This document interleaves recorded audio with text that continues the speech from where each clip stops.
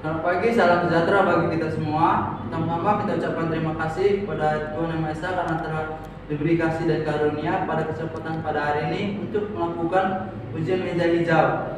Perkenalkan, nama saya Bobi Gerson Ginting dengan NIM 160121036 dengan prodi Teknik Informatika dengan judul Sistem Pendukung Keputusan Pemberi Bantuan kepada Keluarga Kurang Mampu menggunakan metode HP.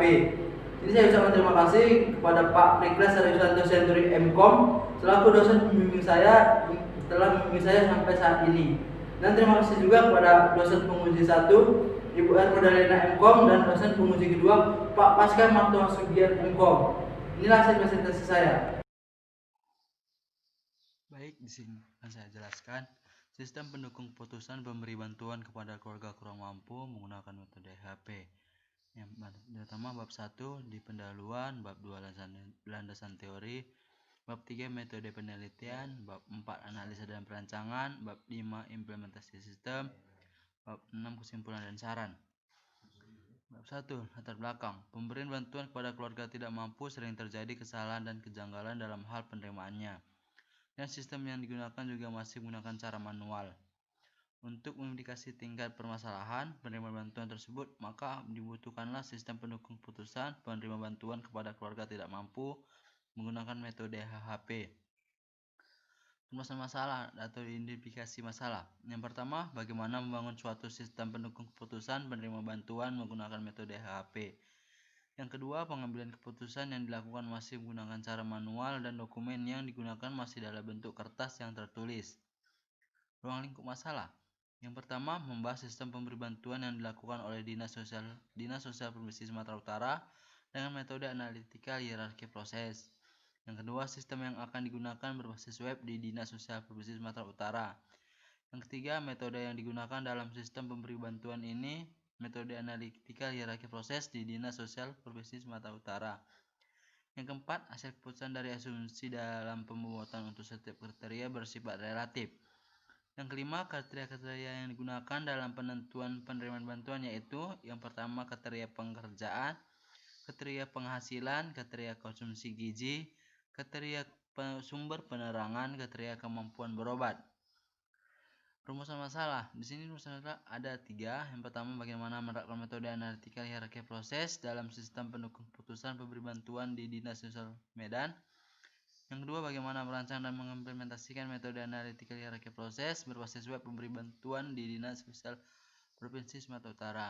Yang ketiga, bagaimana mengimplementasi aplikasi sistem pendukung keputusan pemberi bantuan kepada keluarga tidak mampu. Tujuan penelitian ada 3 juga. Yang pertama, menerapkan metode HP, merancang dan membangun sistem pendukung keputusan.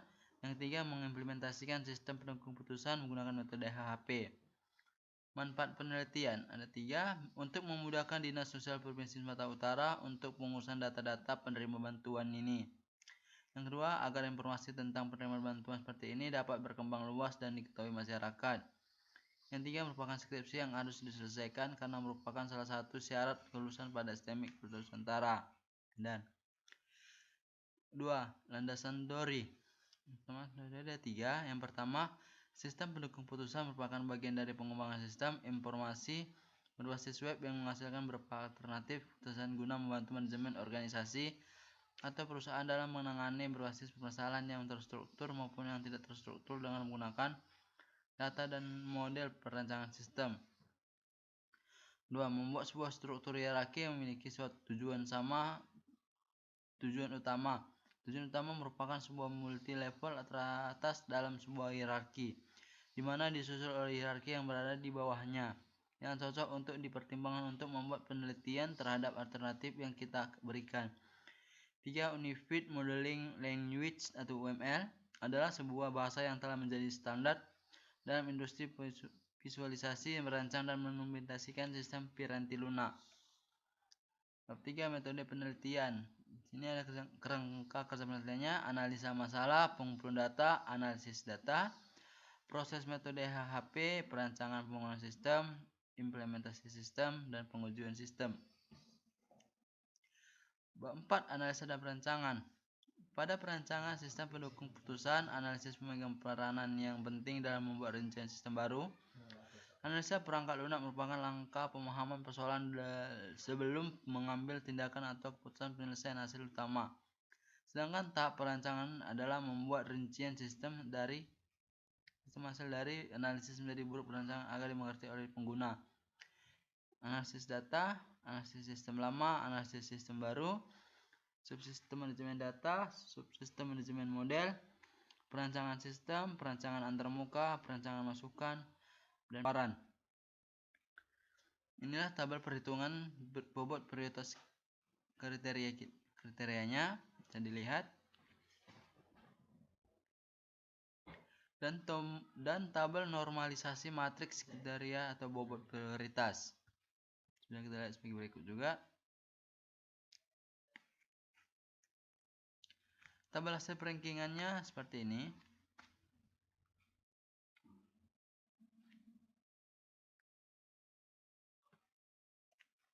Tabel urutan ranking alternatif.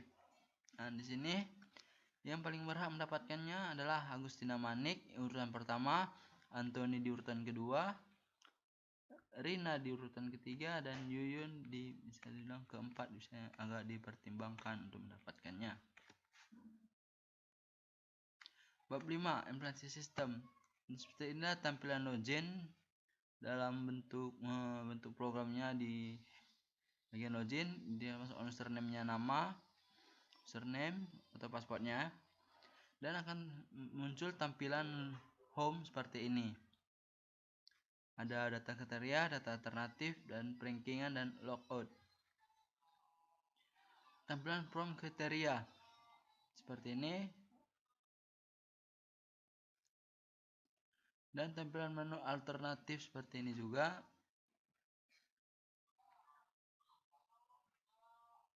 Dan ini tampilan menu perankingan.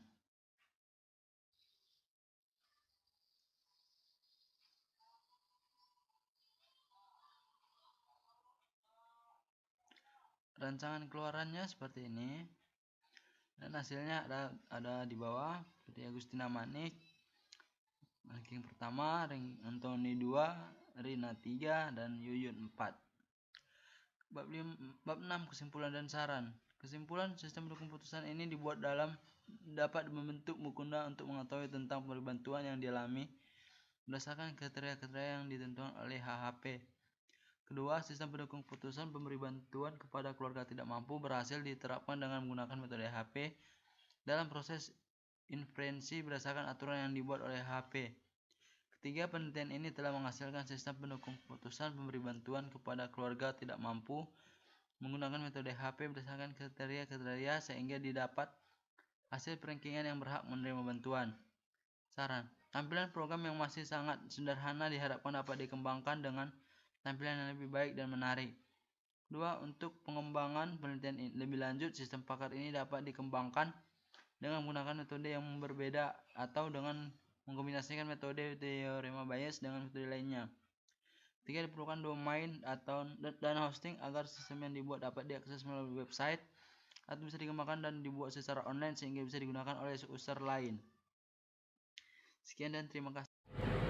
Sekian hasil dari ujian meja hijau saya. Jika ada kata salah, mohon maaf. Sekian dan terima kasih.